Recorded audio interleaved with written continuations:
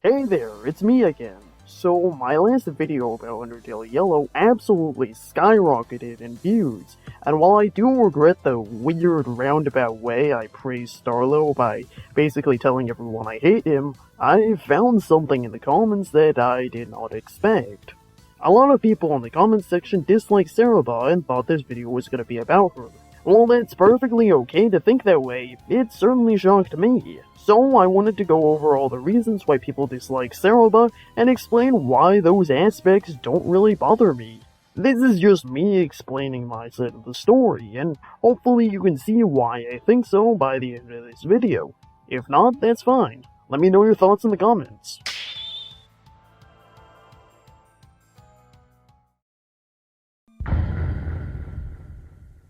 So, the first reason I see people dislike Ceroba is that, after the Dunes, she and her past basically take over the story, and that perspective is really interesting to me because it seems to depend on how you play the game. If you play the pacifist route on your first playthrough, then yeah, it could kinda seem like that, but as someone who played the neutral route first, my opinion differs.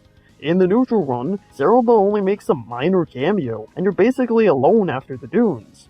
At this point, all we know about her is that she's the wife of Bartlett's mentor, Chujin, Starlo's childhood friend, is related to someone named Kaneko, and that she's important enough to have her own face sprite and theme song. So far, she's the character with the least screen time, and the overall mystery surrounding her character makes you want to know more about her. This only increases by the time you explore the Steamworks, where you learn some more tidbits about Chujin, such as how he made Axis. By the end of the neutral route, Ceroba, Chujin, as well as their daughter Kaneko, are shrouded in mystery, and that mystery is solved by the time you play the pacifist route. Also, I like how Ceroba shows up in the Steamworks during the pacifist run. After being alone for so long in the neutral route, it's nice to have a buddy you can talk to during these sections. This explanation, however, does show a potential flaw in Undertale Yellow's non-linear storytelling. In your first playthrough, you don't really know if Undertale has multiple endings or not, so most first playthroughs will be a neutral ending of some sort. Even if you spare all enemies, you still have to interact with Papyrus, Undyne, and Alphys to get the true pacifist ending. With fan games, you probably already know enough about Undertale to know the multiple endings, and you'll most likely go to the happiest ending first, and sometimes that may even be your only playthrough. As such, this mystery element is lost on many players. This is only a flaw, however, if you see it as one. Some could see playing the neutral act as a breath of fresh air as Ceroba gets a back seat and we get to have moments with the other characters. I wouldn't know though. That said, there's still the argument about the pacifist ending being about Ceroba and her family in the first place. I do not think this is a problem, as the Ketsukanes were always part of Undertale Yellow's story. You know Dalf's friend who went and gave him corn every day? That was Kaneko, and the reason Dalf stopped getting corn was because she fell down. We learned that Chujin was Bartlett's mentor during our trip to the Dunes, and of course, Ceroba is both Starlo's childhood friend, Chujin's wife, and Kaneko's mother. The whole game is about the mystery surrounding the family, similar to how we solved the mystery surrounding Asgore and his son during Undertale. I don't think that's a bad thing at all. In fact, I like it because it makes this side of the underground all feel connected. Now, some may not have a problem with Ceroba's presence, but rather her as a person. Let's talk about that. Another reason why people dislike Ceroba is that she injected Chujin's Blue Soul Serum into Kaneko after he expressly told her not to. Chujin did not want their daughter to be a part of his experiment to save monsterkind, and she fell down as a result of Ceroba ignoring that. On one hand, I perfectly understand why you would be against Ceroba for doing such a thing. On the other hand, I also perfectly understand why Ceroba chose to do it in the first place. Boss monsters are incredibly difficult to find.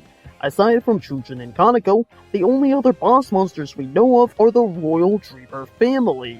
One of them is dead, another is part of the ruins they can't access, and the other is the King of the Underground. Sure, Ceroba can wait until Asgore has 7 souls, but frankly, she doesn't believe his plan will truly set monsterkind free.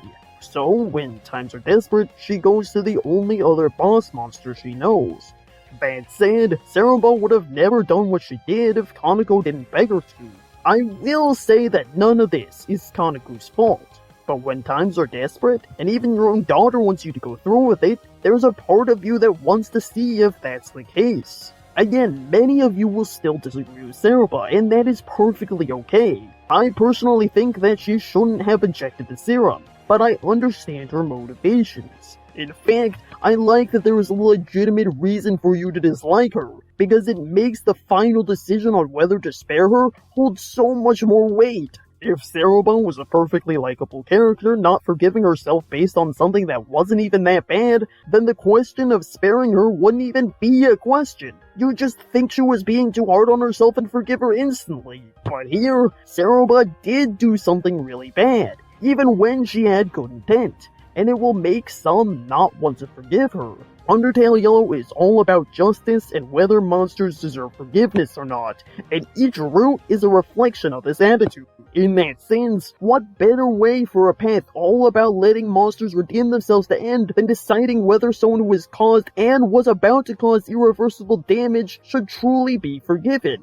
It is the ultimate test, and for that reason, some may feel Ceroba crosses a moral event horizon that other monsters haven't yet.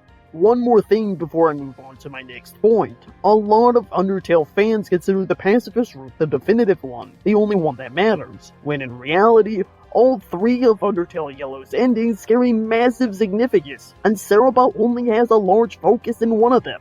All three have their own unique stories to tell, so if you haven't already, I highly recommend you check all three out. Speaking of other routes, this is the final reason I've seen people dislike her, and it basically has everything to do with her No Mercy boss fight. People didn't like how she took the spotlight yet again, they didn't like her unique powers, and how she's somehow more powerful than the fight we had in the pacifist run. I think everything in the boss fight was perfectly handled, and I'll explain why. I already mentioned this in my Starlo video, but I believe that his fight in the No Mercy route is perfect for him. In previous runs, every interaction we've seen of Starlo is when he let his obsession with humans get the best of him. Here, we get to see the Starlo that Ceroba and the Feisty Four once knew. A kind, honorable man who, admittedly, isn't all that tough, but will still do anything he can to make things better. The fact that he makes his fight a fair one also contrasts with how he fights dirty in other runs. I've talked about Starlo long enough, but the way Starlo dies also shows us Ceroba's worst fears coming true yet again. In the pacifist route, she blames herself for the death of her husband and daughter. Now, when she's too late to stop Starlo before he died, she feels another one's blood, or dust in this case, on her hands. This leads me to explain why Ceroba is more powerful here than in the pacifist route. While she is saddened by the death of her family in that route, she can set that aside to finish what her husband started. She still has the hope to save Monster Time.